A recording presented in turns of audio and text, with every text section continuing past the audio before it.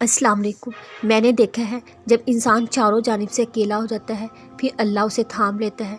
अल्लाह उसे अकेला नहीं छोड़ता। हमेशा हर वो चीज़ जो हमें पसंद हो उसका पास रहना ज़रूरी नहीं।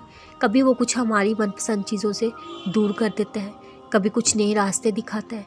जब तुम उन चीज़ों की हकीकत से भागना छोड़ देते हो जिनको तुम तस्लीम नहीं कर सकते या शायद करना नहीं चाहते, तो खुद ब खुद अल्लाह की मसलहतें समझ में आने लगती हैं।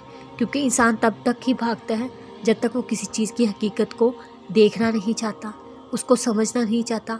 जब तुम हकीकत पसंद हो जाते हो, मुश्किल से मुश्किल तूफ़ान से लड़ने की ताकत तुम्हें अल्लाह की तरफ से आती है।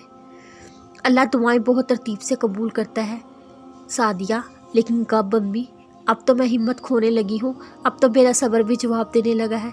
अम्मी अब बहुत थकने लगी हूँ। प्यार से उसके चेहरे से आंसू साफ करके उसकी अम्मी कहने लगी, ये तुम्हें लगता है सादिया, लेकिन शायद अल्लाह को मालूम है तुम अब भी कर सकती हो जब तक अल्लाह अपने किसी बंदे को दुआओं में लगाए रखता है, चाहे ज़बरदस्ती, बेबसी की हालत में, खामोश दिल के साथ, या जिस हाल में भी। तो इसका मतलब तुम्हें अब तक दुआ मांगने की हिम्मत है। दुआ लफ्ज़ों का मजमूई थोड़ी ना होता है जो लफ्ज़ ब लफ्ज़ अल्लाह को सुनाओगी तो ही वो तुम्हारी पुकार सुनेगा। नहीं, दुआ तड़प है सादिया, जो अल्लाह ने बयान ना भी कर पाओ वो तब भी सुनता है बड़े गौर से। तुम एक बार अल्लाह से मांग कर तो देखो।